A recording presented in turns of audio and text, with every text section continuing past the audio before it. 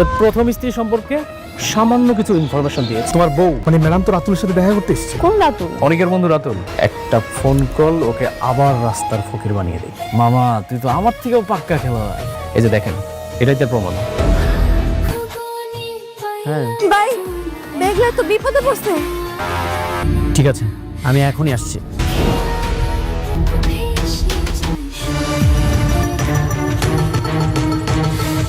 জামালের বাচ্চা, তুই মেঘলার গায়ে হাত দিয়েছিস।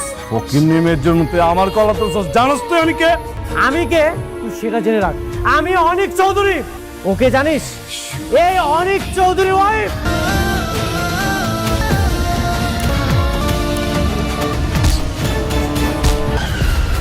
বাবা ছাড়েন কইতাছিস। আমি না হয় খারাপ, আপনার মেয়ে নাইট ক্লাবে যে অন্য একটা ছেলের সাথে ডান্স করতেছে, এটা কি ভালো? মুখ সামলায় কথা বলেন। আমি না কোনো নষ্টামি করতে যাইনি, আমি চাকরির খোঁজে গেছিলাম। ওটা কি ভালো জায়গা? আমার ভালো মন্দটা আমারে বুঝা লইতে দেন। বাবা, ও কিন্তু এখনো আমার ওয়াইফ। ওরে আল্লাহ রে আল্লাহ, আপনি এখনো মনে করেন আপনি আমার আপন মানুষ? আমি আপনার আপন মানুষ ভাবি না। ফোন ধরতেছেন না কেন? আপনার কোটিপতি বউ ফোন দিছে না? এক কোটিপতির সাথে তো আরেক কোটিপতিরই মানাই। আপনারা ফোনটা ধরেন। কোথায় তুমি? আমি তো রেস্টুরেন্টের সামনে গাড়িতে বসে আছি। ঠিক আছে, আমি আসছি। ও বউ ডাকতেছে না? যান যান। যাচ্ছি, পরবর্তীতে যেন নাইট ক্লাবে না দেখি। একদম আলগা পিরিতি দেখাইতেছেন। আপনারা দেখলে এখন আমার গাটা জ্বলে। যান।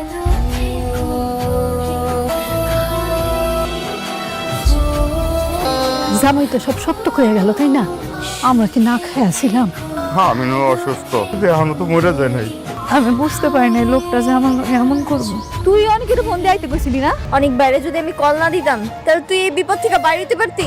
হবে মা, ও তো ঠিকই কইছে। তুই জানোস আমি অনেকের সহ্য করতে পারি না, এরপরও তুই ফোন দিছস। চোখ আমি যদি মইরাও যাই না, তাও জীবনে অনেকের ফোন দিবি না।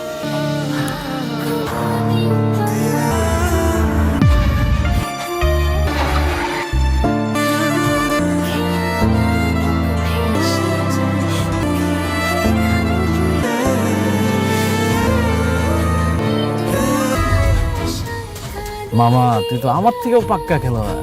বন্ধু তুই ওয়েট কর রে, তোরে আবার পথের ভিখারি বানাবো।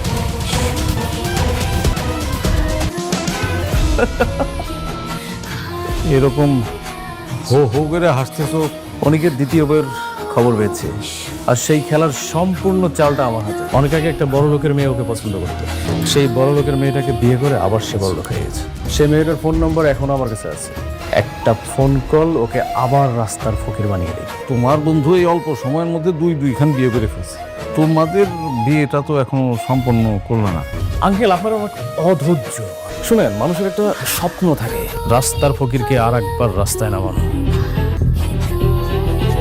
আমি ভাবছি মতি কাকার কাবাবের দোকানটা আছে না, হ্যাঁ নি কাজ করবো। কাবাব টাবাব বেচা যেইটা হইব হ্যাঁ দোকান ভাড়া দিয়ে দিব। আমি চাই আমার বাকিটা জীবন তুমগো নিয়ে সুখে শান্তিতে পার করতে। কি ব্যাপার অনিক? রেস্টুরেন্ট থেকে দেখছি তুমি ফোন নিয়ে খুব ব্যস্ত। তুমি কি কোনো কারণে টেনশনে আছো? তেমন কিছু না, আমি ঠিক আছি। স্যার, সাব্বির ভাই আসছে। পাঠিয়ে দাও।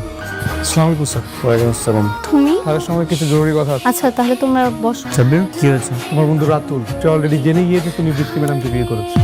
সে যে কোনো সময় বৃষ্টি ম্যাডামকে বলে দিতে পারে। বৃষ্টি, তোমার ফোন আসছে।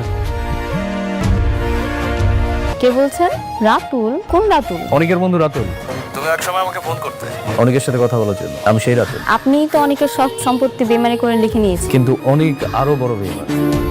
তুমি কি জানতে চাও না অনেক কি বেঈমানি করেছে? হ্যাঁ আমি জানতে চাই, কি করেছো অনেক? তুমি কি আগামীকালকে আমার সাথে দেখা করতে পারবে? কোথায়? তোমার যেখানে সুবিধা হয়। আমি সকালে জানিয়ে দেবো। ওকে। বৃষ্টি, কে ফোন দিয়েছিল? রাতুল? তুমি তো জানোই সব কিছু। ও কত বড় বেঈমান। জানি তো। সাব্বির এখানে কেন আসছে? এই সব ইনফরমেশন দেওয়ার জন্যই আসছে। রাতুল প্ল্যানিং করছে আমাদের রিলেশনটা যেন নষ্ট হয়ে যায়। জি ম্যাডাম। কিন্তু কেন? ও চাই আমি আবার বরবাদ হয়ে যাই, আমি আবার ধ্বংস হয়ে যাই। খবরদার তুমি যাবে না। গেলে কি সমস্যা? আমি তো তোমাকে নিষেধ করেছি। রাতুল তোমাকে মিথ্যা বানোয়ার গল্প শোনাবে। স্যার একদমই ঠিক বলেছে। বারবার এরকম নিষেধ করছে কেন? অবশ্যই কোনো কারণ আছে।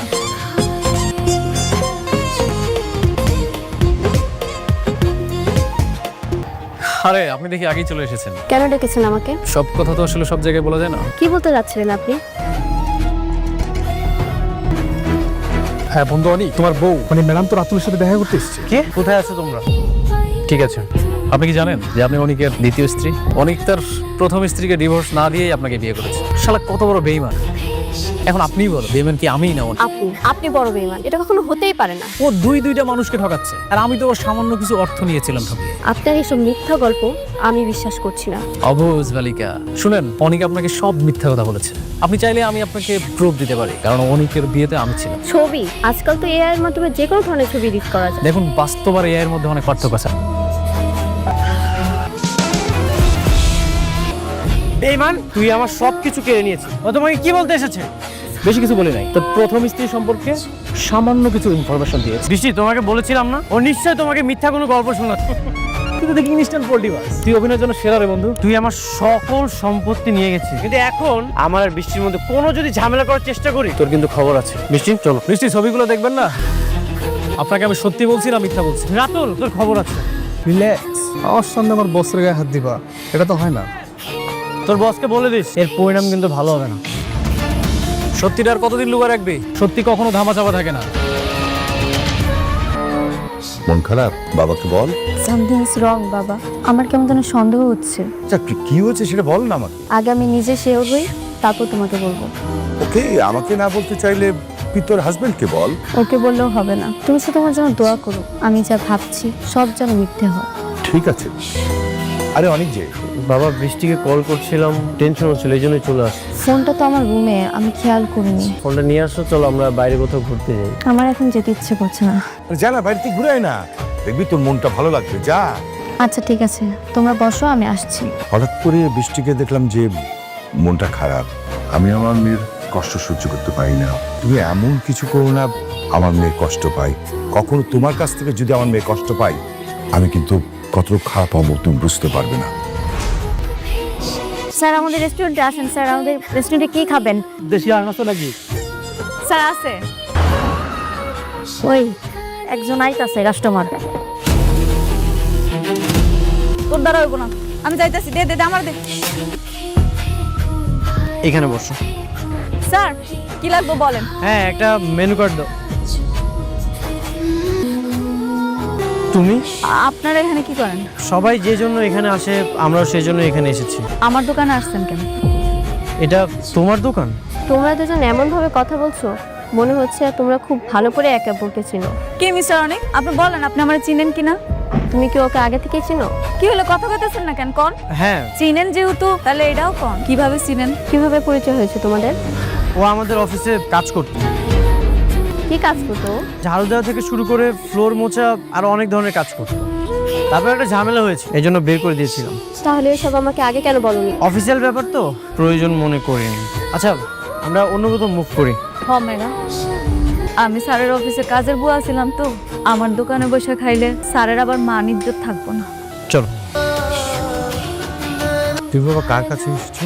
আমি আপনাদেরকে একটা গুরুত্বপূর্ণ নিউজ দিতে এসেছি। ঠিক আছে, তুই এই বাসায় কেন এসেছিস তুই এই বাসায়? আমি ওর কথা শুনতে চাই। বাবা, ও আজে বাজে কথা বলবে। বলুন, উনি কি বলতে চায় আমি শুনতে চাই। বলুন আপনি। আমি দেখাতে চাই অনেক আর একটা বিয়ে করেছিল। কি? এই যে দেখেন, এটাই তার প্রমাণ।